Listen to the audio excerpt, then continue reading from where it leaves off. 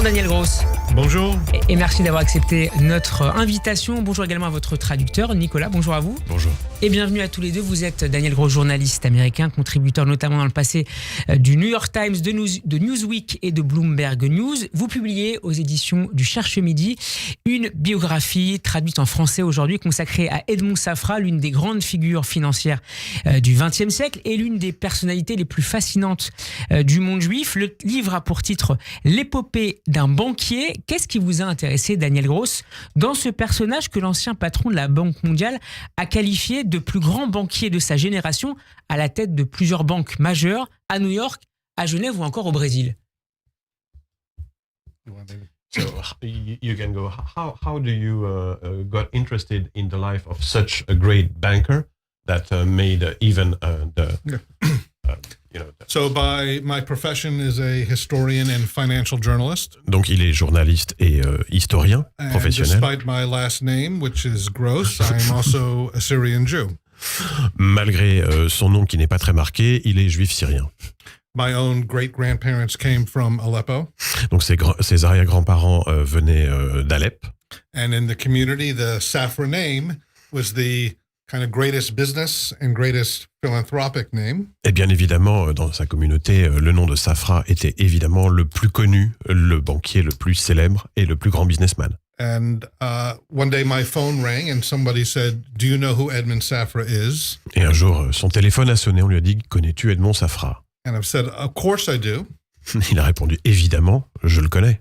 But when I was offered the archive of all his papers, » Mais quand on lui a donné l'accès à tous les papiers et toutes les archives de son histoire, and there were hundreds of interviews that had been conducted after his death from people who worked with him, people who sat in his class in Beirut when he was 10, people who knew him from everywhere.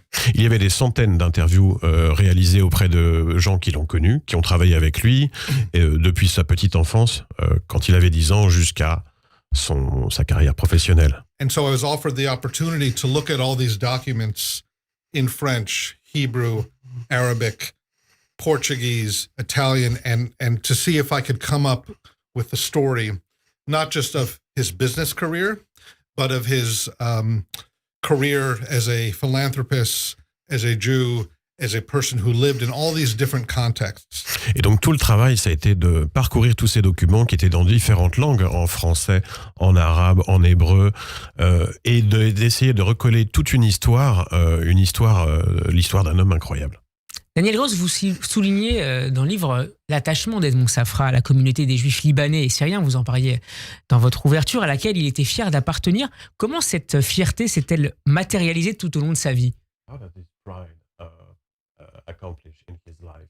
How was he so proud of his community as a Syrian Jew? For him, his connection both to the Syrian Jewish community, whether it was in Aleppo or in Brazil or Mexico or New York. Pour lui, il a le lien avec la communauté, d'où qu'elle vienne, que ce soit à Alep, au Brésil. was huge and the most important thing. C'était quelque chose de très important pour lui, ce lien très direct avec la communauté. And the Lebanese Jewish community was, to a very large degree, Syrian Jews who had moved there in the earlier 20th century. Et donc en fait, il y avait une importante communauté juive syrienne qui avait émigré au début du XXe siècle. So he left Beirut in 1947. Donc il a quitté Beyrouth en 1947. But until he died, he maintained Lebanese citizenship. Mais jusqu'à sa mort, il a tenu à conserver cette citoyenneté libanaise. And even though he had this huge global empire of banks, he still owned his father's little bank in Beirut, Banque de Crédit National. Malgré le fait qu'il ait bâti un empire financier mondial, il a conservé la banque de son père au milieu de tout cet empire. That operated in Beirut through the 70s, through the 80s, through the 90s, even as a Jewish-owned bank. Qui a continué d'ailleurs à opérer normalement dans les années 70, 80 et 90 à Beyrouth. Prenons un exemple de son attachement et de son action en faveur des Juifs syriens. Dans quel contexte, Daniel Gross, est intervenue son opération, sa contribution au sauvetage des derniers Juifs de Syrie dans les années 90? Nicolas, vous pouvez traduire dans le micro. How did he contribute to save the Jews from Aleppo in the 70s?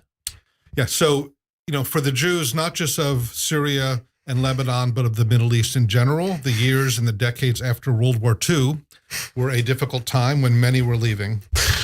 Ça a été un moment très dur, quoi qu'il arrive, pour tous les Juifs du Proche-Orient, que ce soit au Liban ou en Syrie, après la Seconde Guerre mondiale.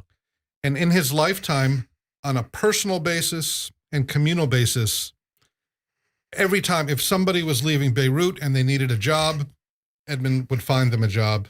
Et donc, quoi qu'il arrive, quand il avait connaissance que quelqu'un avait besoin d'un travail et qu'il venait de Beyrouth, il lui trouvait un travail où il l'aidait. If a group of Syrian Jews were starting a synagogue in Brazil or France, he would give them money to do it. Si les Juifs syriens voulaient établir une synagogue ici ou ailleurs, il le finançait dès que possible. And in 1994, when there were 4,000 Jews left in Syria, Et en 1994, quand il restait en Syrie à peu près 4000 Juifs syriens, Assad said, they can go, but they all have to buy round-trip tickets.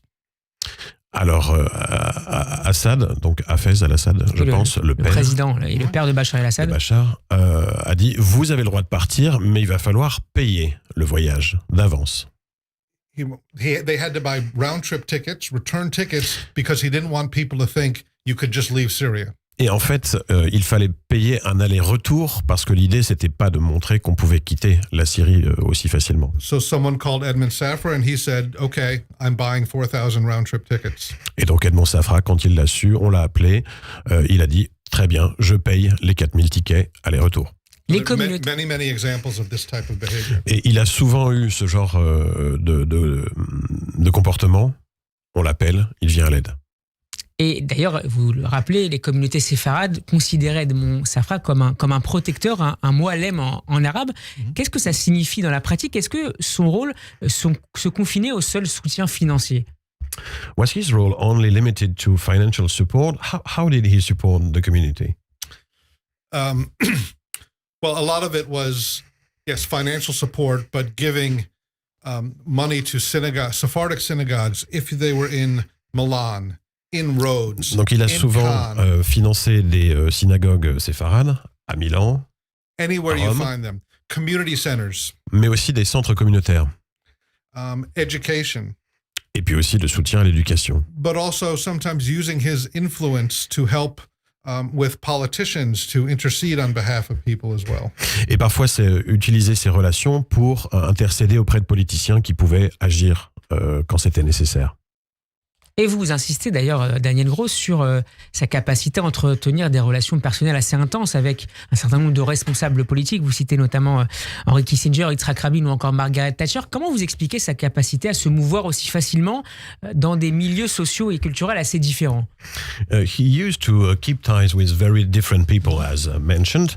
How could he so fluently go in these worlds that are so different? Well, he had a particular genius for doing that, but also this was the legacy that is now forgotten of the Ottoman era in Syria and especially Lebanon. Alors, il avait un certain génie personnel pour les relations, mais il y avait peut-être quelque chose qui est une forme d'héritage de l'Empire ottoman. In Lebanon in particular, there was respect and coexistence between all the different religions. People did business with people all over the world. Au Liban, les communautés cohabitaient de manière pacifique et faisaient du business avec à peu près tout le monde.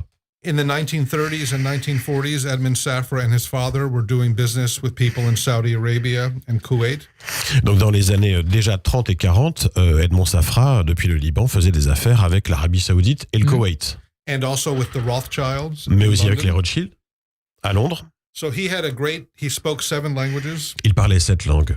He understood how to operate in all these different commercial contexts in New York, in Brazil, in London, in France. Et donc il savait comment travailler dans des environnements socio-économiques et culturels différents, à New York, à Londres, au Brésil. And some of it was from his upbringing in Beirut when he went to school at the Alliance. He learned French, English and Arabic. Donc il a été à Alliance, à Beyrouth, il a appris le français, l'anglais, l'arabe.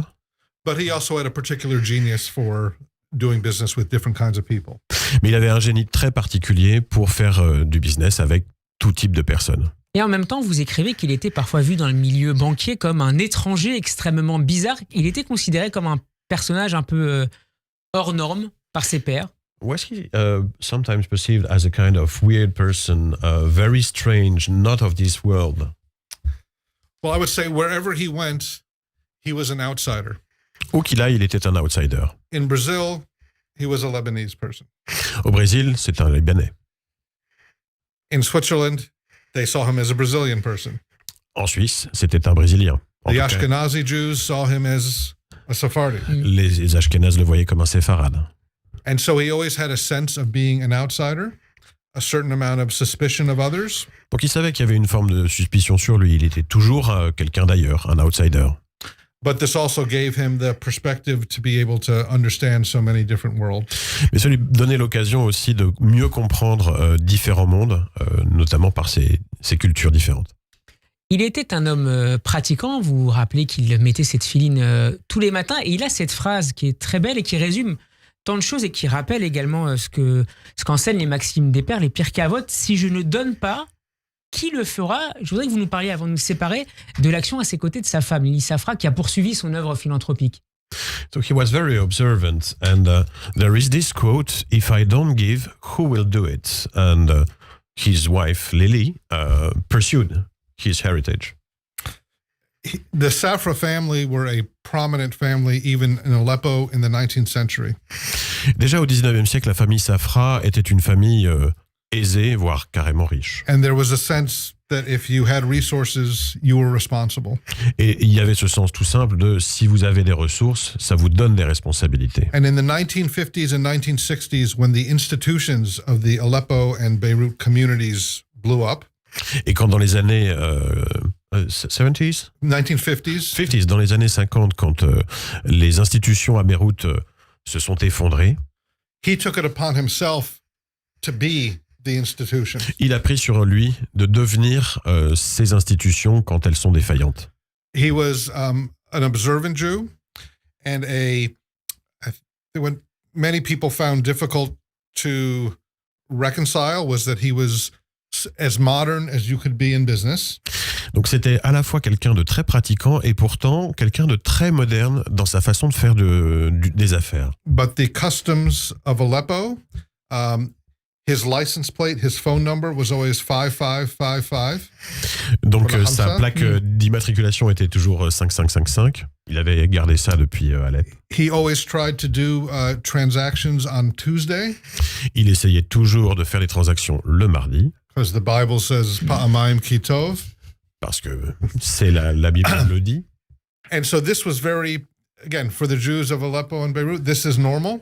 This is how they live, but other people saw that as strange or superstitious. Pour les Juifs d'Alep, c'est tout à fait normal, mais d'autres pourraient trouver ça superstitieux et un peu étrange. Parce que la Bible mentionne à propos du deuxième jour de la création que le jour était bonbon à 2 reprises. Merci beaucoup, Daniel Gross, d'avoir été avec nous. Merci à vous, Nicolas, pour la traduction. Et je redonne le titre de cette biographie qui est absolument passionnante d'un homme du siècle. Edmond Safra, l'épopée d'un banquier. C'est publié aux éditions du Cherche Midi. Merci à vous et à très bientôt sur Radio J. Merci Stéphane. Merci à vous. Radio J.